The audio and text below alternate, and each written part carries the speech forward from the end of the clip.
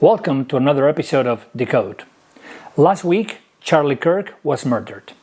A few weeks ago, a trans activist actually shot down children in a Christian school. And we all remember vividly the images of Donald Trump raising his fist right after the failed assassination attempt on the campaign trail. And the scary part of all this is that on social media, in every one of these instances, there's been lots of people celebrating this dangerous event. Are we losing our minds? Is there anyone behind this trying to destroy our way of life, trying to make us fight with each other? So today, on Decode, how someone is trying to sink the West. So first of all, let's talk about who was Charlie Kirk. Most of you guys know it already, but he was basically a conservative American activist. He was the founder of Turning Point USA, which was a youth movement that defended conservative values, free market, and fought what everybody calls typically woke ideology, especially in universities.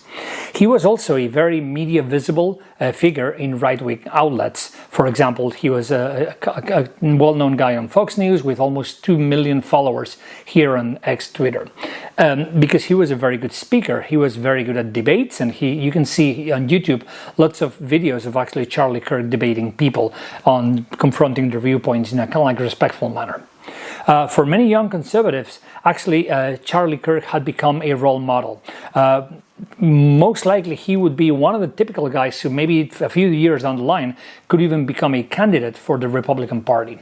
But for the progressives, for the, let's say, left-leaning people, he was an agitator who fueled hatred against feminists, immigrants, or even minorities. So what happened in Utah? The date is September 10, 2025. The place is Utah Valley University during a public event such as many that Charlie Kirk did. In this case, this event was called the American Comeback Tour. As you guys are aware, between kind of like the right wing, kind of like the MAGA movement, and in general the Republican Party, there's this feeling of America is back, America is back, and make America great again, etc., etc. And so while Charlie Kirk was actually answering questions from the stage, as he usually did, kind of like in a short distance conversation with people who asked him questions, a sniper opened fire from the roof of a nearby building. The FBI estimates that the shooting took place from about 150 to 200 meters away.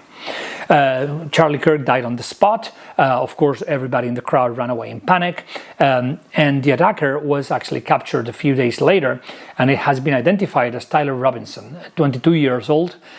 He got arrested after he was basically convinced to, give himself in to the authorities by family members. According to the FBI, the initial reports say that Robinson had radicalized his political discourse. He believed Charlie Kirk was spreading hate, and basically he spoke about taking revenge. There was even marks on the bullets, kind of like claiming revenge, in something that reminds us also of the Luigi Mangione case some months ago in New York City. Some other people believe actually that Tyler Robinson actually belongs to a right-wing movement, so the situation is really not clear.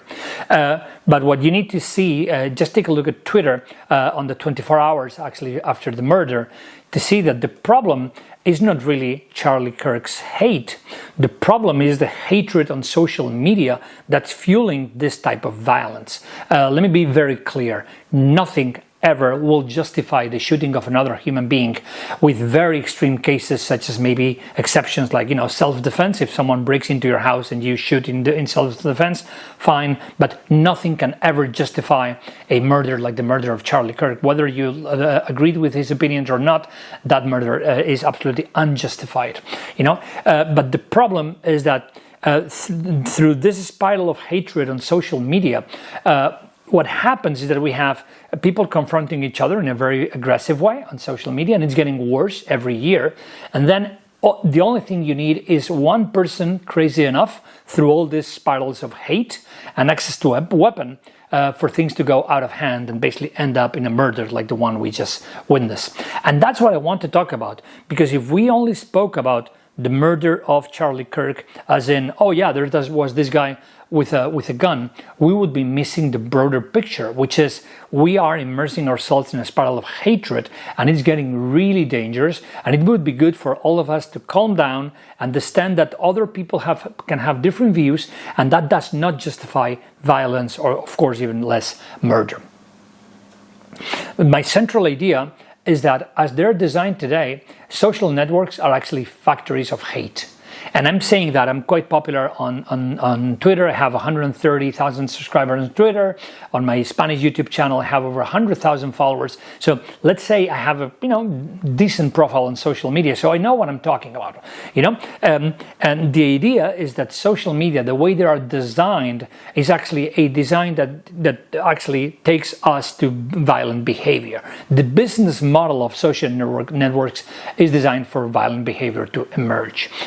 As a personal anecdote, on Twitter, I have received death threats 5 times in my life on Twitter, and I'm just a 51-year-old university professor / creative who has done no big evil. And again, I have been threatened with death. I have received death threats 5 times in my life. Last one, actually, last week, speaking about Charlie Kirk. So I'm going to try to explain why social media, by design, actually fuels violence. It all goes back to a few key factors. The first of them is lack of account control. Okay, as we all know, anyone can open. I could do it right now. In 10 minutes, I could open 20 accounts on your favorite social network, and nothing would happen to me. It's very easy to open dozens of fake anonymous accounts, and of course, typically what happens is that a lot of those actually end up in automated profiles that can be used to spread propaganda or to fuel hate. And I know this part of this video is going to sound a little bit like a conspiracy theory, like, oh, Danny, are you saying that the hatred on social networks is fueled by fake automated accounts? Yes, that's exactly what I'm saying. And later in the video, I'm going to provide proof so that you can see that this is actually real, so that we have armies of bots, trolls, and coordinated campaigns which are designed by people who don't like us, that they don't like our way of living, and that what they're trying to do is they're trying to actually break the Western civilization through social media. The second factor that we need to take into account as we try to understand this idea that social media are factories of hatred is that basically when, for example, Elon Musk acquired Twitter, one of the first things he did was to get rid of all the moderation teams. And those moderation teams were important because basically fake news now run absolutely rampant on social media with no one trying to stop them. The absence of real moderation allows fake news to actually extend, like wildfire. Sure, there's community nodes, but at the end of the day, community nodes, they're kind of like below the actual piece, and many people don't even expand them to read them. And so fake news actually go, like wildfire on social media, within minutes. And this is something you notice if you're like me, a professional of social media. It's extremely suspicious because within minutes of something happening, there's already thousands of tweets around that trying to basically spin the public opinion one direction or the other. Basically, when Charlie Kirk was murdered, it only took like 5 minutes for thousands of messages to say, "Oh, it's been a leftist," and then, "Oh no, it's been a groyper," or whatever, right? So the idea is that these viral hoaxes appear really quickly, and that's extremely suspicious, especially when you couple it with what I said before about the ability to generate thousands of accounts really easily and in an anonymous manner. And then, to make matters worse, again, I've said, first, lots of unchecked accounts. Second, fake news running rampant because of lack of moderation. And then third, an algorithm that actually rewards confrontation. I'm well known for doing on Twitter threads. My typical thread is like maybe 10 messages long, 20 messages long, explaining something. Do I make money out of that? No, very little. Check it out. My biggest thread in terms of audience, it had 24 million views. 24 million. Okay, that month maybe I made $20 out of Twitter. Why? because my threads do not favor confrontation. If I explain, for example, life on Mars, or how does the James Webb Space Telescope work, does that generate controversy? Are people going to call me names? Are people going to fight or disagree? No, they're not. They're just going to say, oh, that's kind of cool, and they will retweet and they will like. And that's it. And that's why the kind of content I do on social media doesn't generate any money.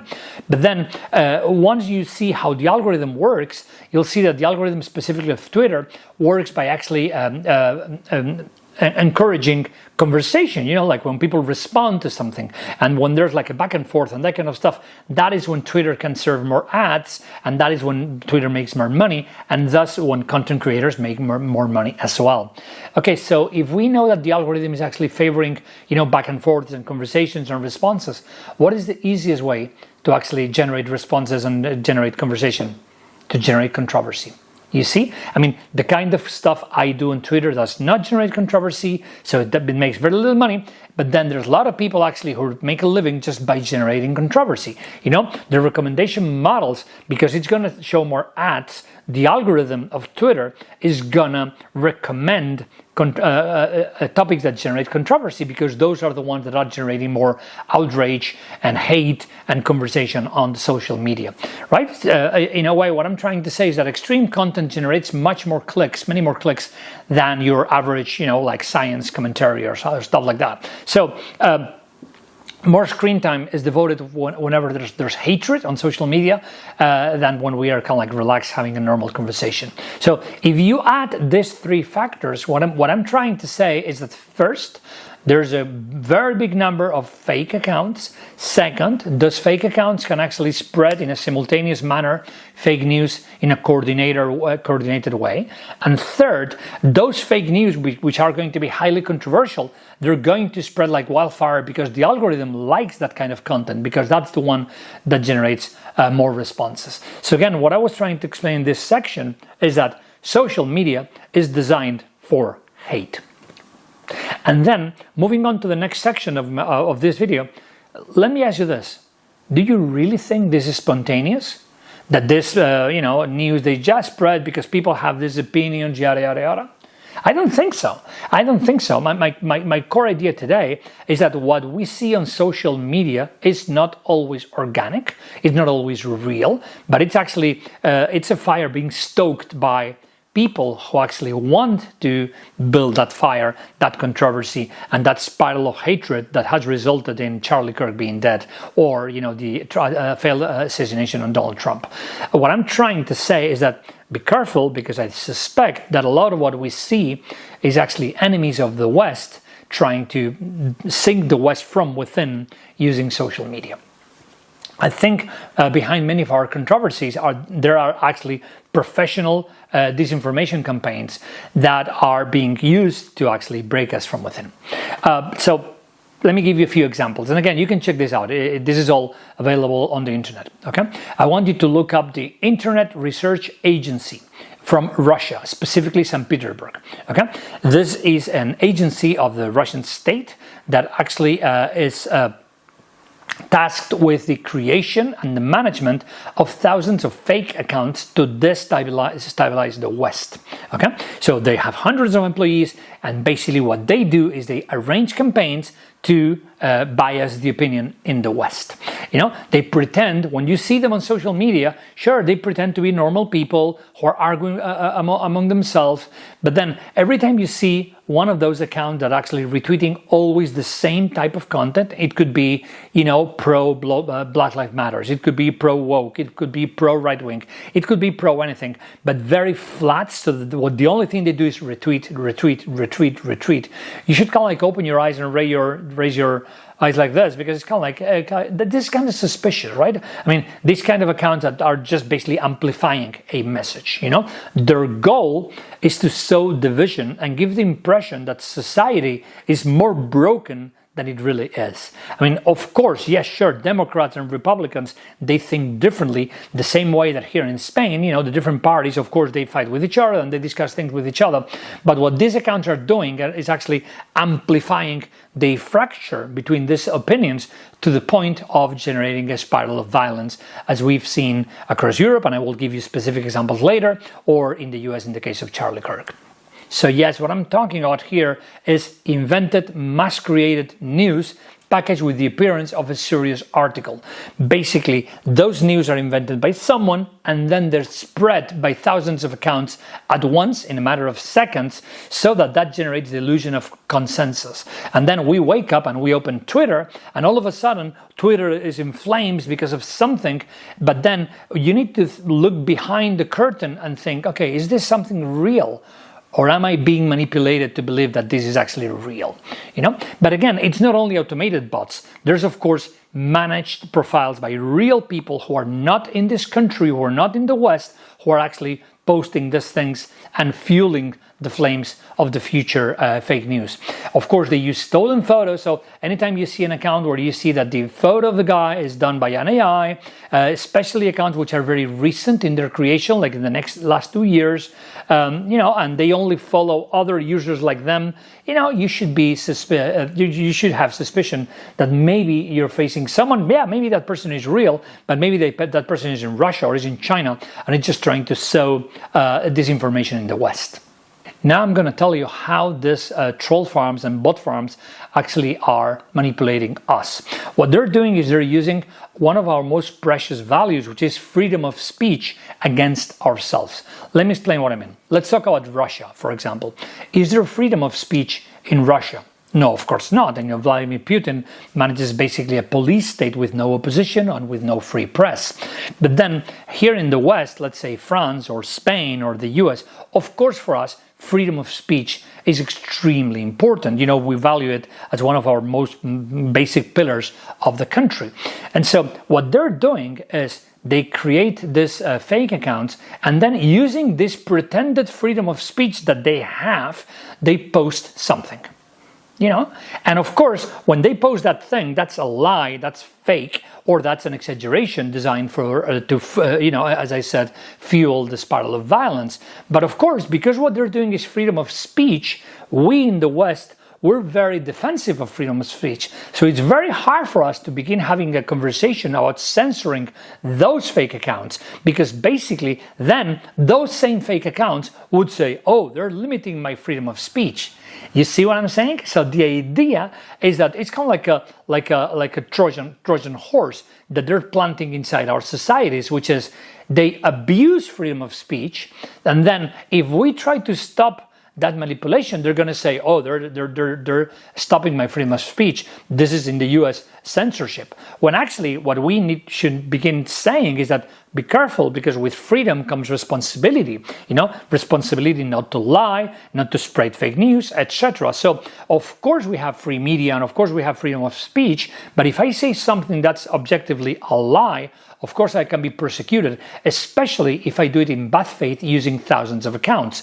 So again, the way these agencies operate is by exploiting freedom of speech in a way that they can infiltrate our societies with fake news, and then they know that we typically will not go after them, because if we did, they would say, oh, they're trying to censor my freedom of speech, which is actually not freedom of speech, it's freedom to lie. And of course, you do not have freedom to lie at social media or elsewhere. That's actually a crime, especially if done on a mass scale, especially if done by a foreign power who's actually trying to sow discontent and sow the seeds of, basically a civil war, either in, the US or, the UK or whatever.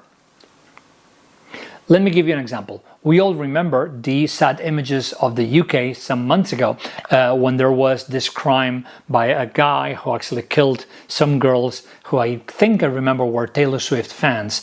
And of course, there was a huge campaign online of hatred against immigrants.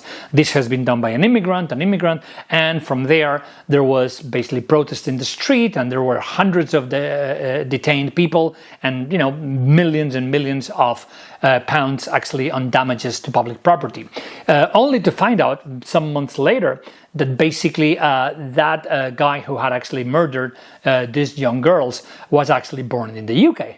So again, in that case, we saw very clearly a campaign, most likely an orchestrated campaign, to actually fuel that hate discourse against immigrants for the sake of destabilizing the UK. And the fun part is that many times, and this has been proven time and again, those people whose messages are actually amplified, they're not even aware that their messages are being amplified by Russia, or they're being amplified by China, or by other foreign powers. What I'm trying to say that the extreme right-wing movement in the UK against immigrants basically saw a lot of appearances on social media and media stoked by these fake accounts who were amplifying their impact, and most likely they were not even aware, and those guys, most likely they're good patriots of their country, in this case the UK, and they're not even aware that they're being used like puppets, like a sock puppet, by fake accounts and by troll farms. And we've seen that, by the way, every summer. So for example, we saw that in the UK.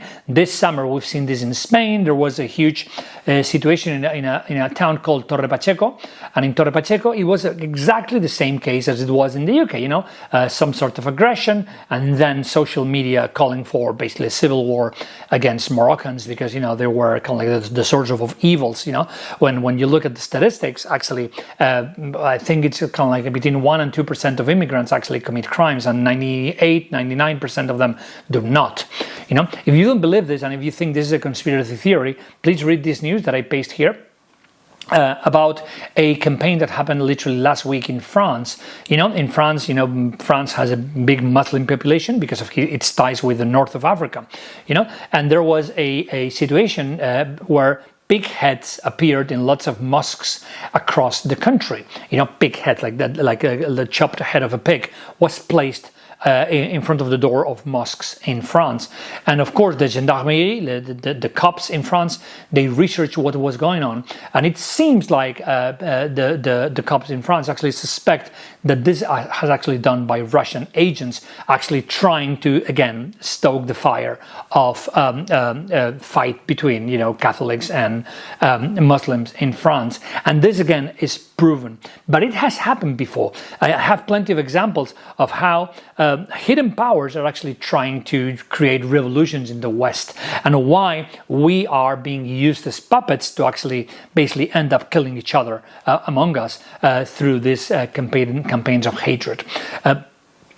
Let me give you another example. We are all aware of the woke and the Black Lives Matters movement. Of course, it's not my role to criticize both those movements. Both of them, they are right in many of the things they say. What I'm here to say is that those movements, they have been manipulated by, as I was saying before, dark forces, to manufacture or strategically amplify the divide between, let's say, for example, BLM and anti-BLM peoples, or the woke and the non-woke people. So there is proof, as I was saying before, that this same agency, the Internet Research Agency from the Russian government, actually promoted both BLM and anti-BLM discourse on social media to polarize. For a source on this, there's a report called On Micro-Targeting Socially Divisive Ads. Campaigns linked to this agency, IRA, were using Facebook ads to before the 2016 election to target with divisive messages about race and about police towards specific groups, and that's actually proven. There's sources about that. The Black Lives Matter Global Network denounced that free accounts were created by international actors using its name to post messages that did not match its mission, to fraudulently raise money or to generate confusion. There's more. In the report titled Targeting Black Americans, Russia's IRA Exploited Racial Wounds, it is documented how the IRA, the agency I was talking before, exploited the sense of injustice among African Americans, creating narratives that sowed distrust in the police, the government, and the media. This was reported on Wired. In another report, it is shown that during moments of protest, such as the death of George Floyd, we all remember that sad event, there were foreign state actors who used social media to inflame tensions within the US, amplifying polarizing content. And so, what are they trying to do? Honestly, they're trying for us to kill each other. That's what they want. Think about this. For a country like Russia, basically competing with the West, with the US and with Europe, in my case, for example, it can consist of different things. They can try to compete in commercial ways, for example, exporting more cars or, more oil or whatever. But the other way that they can try to compete is by proving that our model does not work. And what better way for our model not to work for them to sabotage this model, right? If they infiltrate our media and if they basically sow distrust using our media so that we end up in a revolution or a civil war or, for example, fights of pro-immigration, anti-immigration people, etc., then Vladimir Putin can go on TV to his acolytes and his population and say, you see, my model is the right model because look at the West, they're always fighting each other, yada, yada, yada. And we're stupid because we're not realizing that we're being manipulated by these countries who are actually trying to sink our way of living. And so now the situation is that, to be honest, the truth is dead. There was a time, remember Bertrand Russell, the famous philosopher, who was quoted saying, only base your opinion on the facts and the truth. And as of now, it's actually impossible to know the truth because social media has become such a melting pot of 1,000 different fake news and opinions and lies and whatnot that it's actually impossible to reach the truth. Let's take again Tyler Robinson and Charlie Kirk as an example. For every outlet out there that says that Tyler Robinson was actually a left-wing radical pro-trans activist, they're going to have another one actually saying exactly the opposite thing, that actually Tyler Robinson is an extreme right-winger from a different faction than Charlie Kirk, and that's the reason why he shut him down. And of course, both things cannot be correct at the same time. And if you are old enough, such as I am, and you go to social media, this is the case for almost everything. It's impossible to know what's true anymore.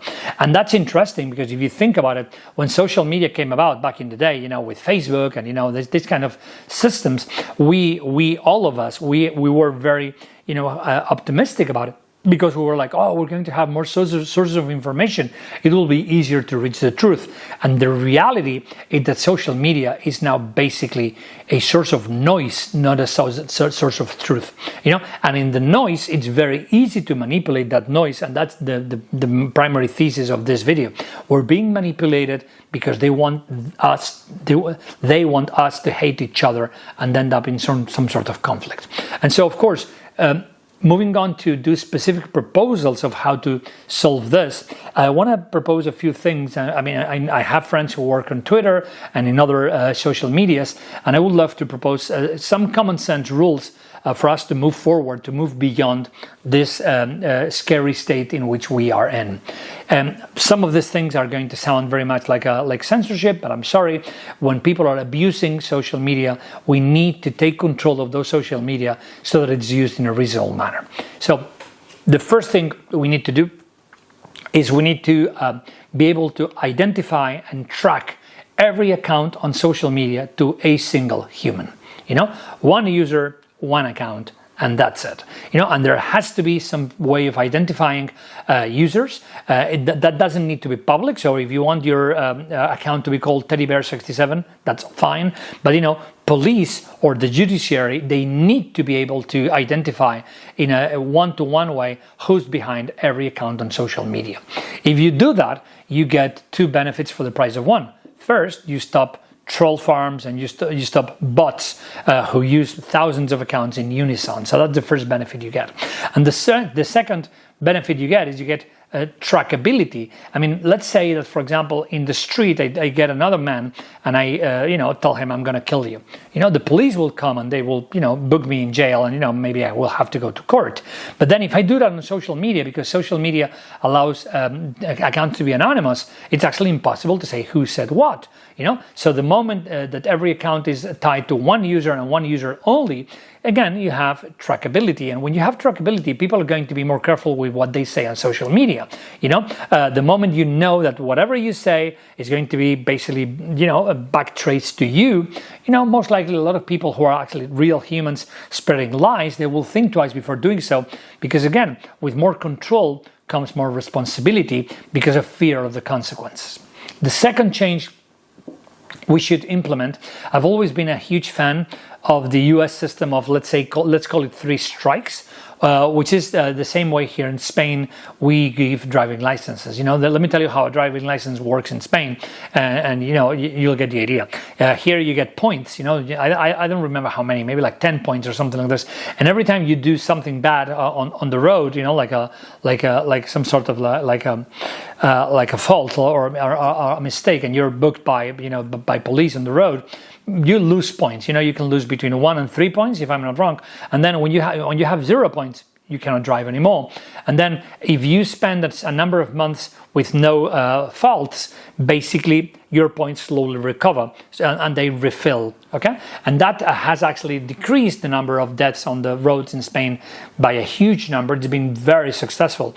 And it's similar to the law of the 3 strikes in the US. That in the US, at least in certain states, I don't know if this is a federal law or if it's only in some states, but basically if you repeatedly commit crimes, actually the penalty grows with the number of repetitions of the crime. That's the general idea of the 3 strikes law. I think on social media we need something similar, which is through community nodes or a similar mechanism. Whenever someone, remember we have accounts tied to a specific user because we have already spoken about that. Whenever someone commits a fault for the first time, sure, that's 1 strike, 2 strikes, 3rd strike, you're out. And you're out forever. Basically, again, as Spider-Man would say, with great power comes great responsibility. Social media and the freedom of speech we enjoy in social media is something we need to prize. It's something we need to value, and that requires a responsible use. When people are spreading fake news, which are in an objective way lies, they should lose their right to use social media. And because you have them identified, they cannot come back because they will not get a new account. And then the third thing that we need to basically fight for is algorithmic transparency. I said before, Twitter fosters basically hate speech because of the way the algorithm is designed. Okay, we need transparency on the algorithms so that we know what is being propelled forward, what is going, pushed back, what kind of content is ghosted, what kind of content is promoted, and so that we can act accordingly. Because let me put it this way. Of course, owners of social media, they will say, oh, we only offer a platform. We're not responsible if something wrong's happened, because at the end of the day, we're just basically a box where conversation happens, but we're not responsible for the conversation that happened within our box. And yes, that's true if they could guarantee that the algorithm is neutral. But then what if we can prove that the algorithm was fostering a certain type of content that generated hate speech? In that case, the responsibility for that content would actually go to the owner of the social media. Because of course, what we could track is that, as I said before, we suspect that the algorithm is designed in such a way as to foster that kind of hate speech. You see? So by doing this, basically, we can track better what is being posted on social media, who's posting it, and above all this, to make sure that anyone posting on social media is actually a human and not some sort of like a factory in St. Petersburg trying to sow dissent in the West. So that's really what I wanted to talk about. Of course, we are all mourning the death of Charlie Kirk, no matter our side of the political spectrum. For example, he was not in my political side of the spectrum, but that's irrelevant. The same way when they tried to shoot down Donald Trump, I said that's a terrible mistake, and that's actually wrong, because of course nobody's entitled to take the life of another human being, except, as I said before, for cases of self-defense or something like this. But really what we need to do is we need to look at what's going on social media in the last 6 months, so to say, and we need to wake up, because we're all grown-ups, right? I mean, we've seen the world and we know how the world works. Don't you all think that this is all very suspicious? Because I think it's very suspicious. This spiral of constant violence between, the left and the right, the blacks and the whites, the gays and the straights, the wokes and the whatever. It seems really suspicious of the spiral going on in the last 6 to 9 months. And honestly, that's coincident with the war in Ukraine and, of course, the constant attempts by Vladimir Putin to actually compete against the West using any sort of medium. And I think social media is becoming the new battlefield. So what I would like you to do, and this is my parting thought for today, is next time you read something on social media and you think, oh, I'm going to kill this guy, and you want to fight back and you want to, respond and you want to, contribute to this spiral of violence, think twice. Maybe that's not real and you're just being manipulated. So this was my video today, and if you enjoyed this content and if you agree with the thesis of this video, I would ask you to share this video with your friends. We are all actors in this spiral of violence, and of course it's our duty to stop it. And I think that with a video like this, I hope people can see that many of the things that we see on social media are not real and that we're being manipulated. If you like this video, please hit the like button so that I know that people are enjoying it. And if you hit subscribe, it's a great way to support the growth of this channel. Decode is the English version of my original channel, which has the same name and it's in Spanish, and it has over 100,000 followers, where we typically discuss the modern world with no bullshit so that we understand better anything from geopolitics to technology, or in this case, the effect of manipulation of social media. I hope you enjoyed your video. Please hit subscribe, and let's see you on the next episode of Decode. Thanks for watching.